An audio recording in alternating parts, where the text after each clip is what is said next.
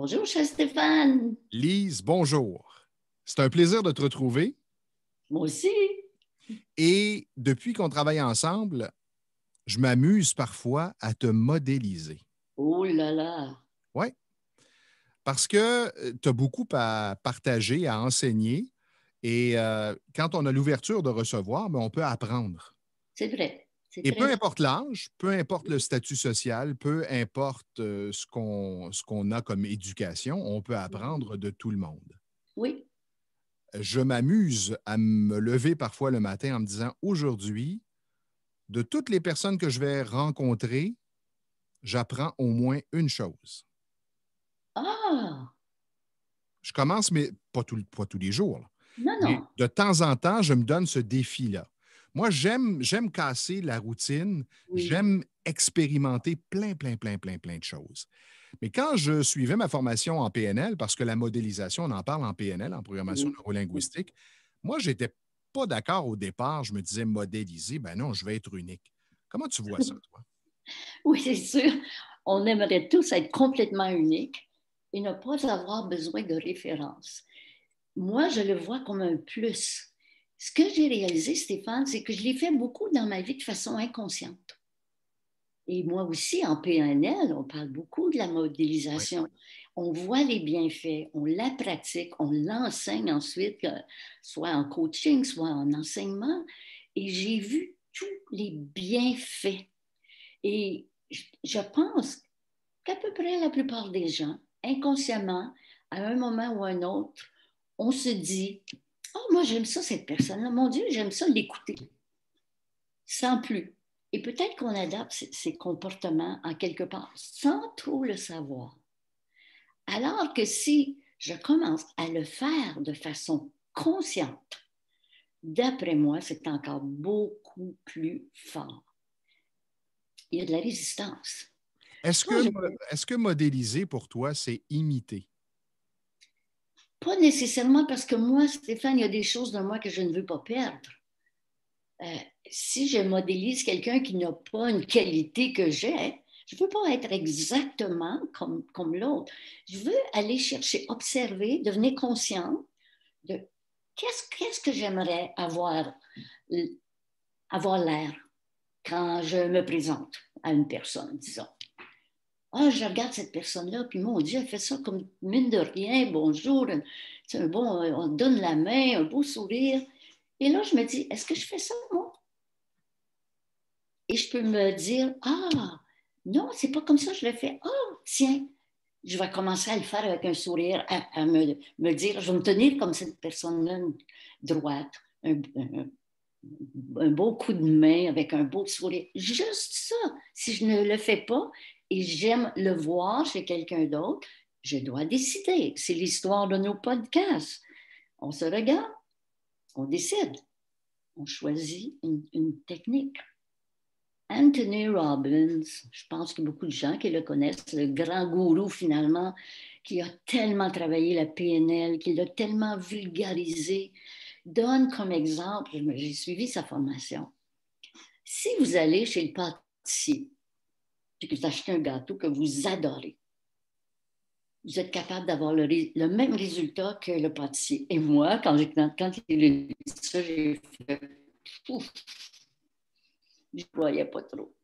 Par contre, quand il a expliqué que si tu veux avoir le même résultat, tu fais exactement les mêmes choses. S'il dit, tiens, un petit peu dans ces doigts-là, quelques grains de sel, toi, mesure-les, ces grains de sel, de sorte que tu vas mettre les mêmes grains de sel, essentiellement dans les mêmes conditions. Alors, il nous a tellement bien démontré qu'on peut avoir le même résultat que quelqu'un si on fait exactement ce que l'autre fait. Et à partir du moment où on l'a modélisé, après, on peut personnaliser, l'adapter à notre personnalité. Le truc que je donne à quelqu'un qui est timide, j'ai quelqu'un qui me consulte il y a quelques semaines et qui me dit, je ne sais pas comment entrer en contact avec les autres. Je vis comme dans une espèce de bulle refermée sur moi-même et je ne sais pas quoi dire lorsque je rencontre quelqu'un. Est-ce que tu peux me donner un cours là-dessus? Alors, je lui dis, je ne te donnerai pas un cours là-dessus. Je ne te dirai pas quoi dire à la personne que tu rencontres parce que c'est spontané. Mais je vais te donner un défi cette semaine. Est-ce qu'il y en a autour de toi qui ont cette facilité? Ah oui, oui, oui, il y a 2 personnes dans mon entourage. c'est facile, je les regarde aller, c'est facile. Cette semaine, observe-les et prends Oui, note de ce qu'elles font. La semaine suivante, il m'arrive et il me dit, ben, j'ai regardé, il y en a une des deux personnes, là, elle s'approche avec une ouverture et un sourire vers la personne. Et oui. même si elle doit garder une distance parce que c'est la pandémie, elle la regarde dans les yeux avec le sourire, puis lui dit un bonjour très dynamique. Alors, Quel, je dis, quel contact. je lui dis, est-ce que tu es capable de faire ça? Ben oui, je suis capable de faire ça. OK, cette semaine, c'est ton défi. Alors, c'est de Wow, la modélisation pour tout à ensuite fait. l'adapter à sa personnalité. Dans mes coachings, Stéphane, je fais quelque chose de très semblable. Je demande, par exemple, à la personne, est-ce que tu connais quelqu'un, par exemple, qui t'inspire quand cette personne-là fait une présentation? Bon, dans le monde des gestionnaires, ils ont beaucoup de présentations à faire. Oui, bien sûr. Alors, peux-tu me la décrire? Mais souvent, la personne a des difficultés à décrire. Alors, je lui dis, comment s'habille-t-elle? Qu'est-ce qu'elle dit quand elle ouvre sa session? Comment se tient-elle? Quelle distance a-t-elle avec vous à l'intérieur? Et je pose toutes sortes de questions de cette nature. Là, la personne, ça lui aide, je pense, à décrire. Souvent, je l'aime beaucoup, cette personne-là, mais c'est difficile de décortiquer ce qu'elle fait, ce qu'elle dit, ce qu'elle touche. Et ensuite, je lui dis, comment s'appelle la personne? Je l'ai fait, je pense, l'autre fois, une fois avec toi dans les podcasts. Puis là, ben, je dis, tu fais comme elle. Mais en conservant ce que tu... Le piège, je pense, Stéphane, c'est de penser que tu dois tout faire comme l'autre Oui, et oublier ce que tu fais bien. Et ça, il ne exactement. faut pas tomber dans ce piège-là. Non, absolument pas. C'est d'observer ce que l'autre fait de mieux que nous dans des domaines spécifiques et à partir de là, l'expérimenter au départ. Donc, c'est rassurant parce que c'est comme si on marchait dans les pas de l'autre. Les traces sont déjà faites et Mhm. après, on va faire nos propres traces et Ouais, notre propre chemin. absolument. Assurément, j'y crois, hein, j'y crois à la modélisation. Elle peut être partielle, elle peut être juste pour un petit comportement, elle peut être plus globale, elle est, puis on le fait inconsciemment.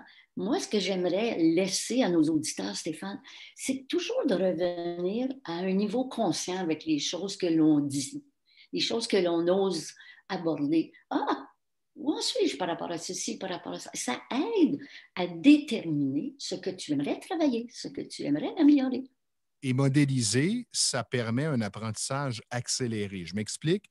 Si je lis dans un livre que pour rentrer en contact avec quelqu'un, je dois le regarder dans les yeux, lui faire un sourire, lui dire bonjour. Bon, je l'ai lu, Oui, mais ça donne quoi? J'aimerais ça le voir. Et tant que je ne l'ai pas vu, je peux être maladroit dans l'application. Si je l'ai lu et que j'ai vu quelqu'un le faire, ensuite, c'est beaucoup plus facile pour moi de reproduire. absolument. Puis au début, des fois, on peut avoir l'air gauche. Moi, je me souviens, j'avais appris, à l'époque, on appelait ça la paraphrase en communication. Et je voulais la pratiquer. Et on nous avait donné un peu comme modèle, si j'ai bien compris. Et moi, je me suis dit, je vais pratiquer avec mes petites filles. Il y avait 8 ans, peut-être à l'époque, 6 8 ans.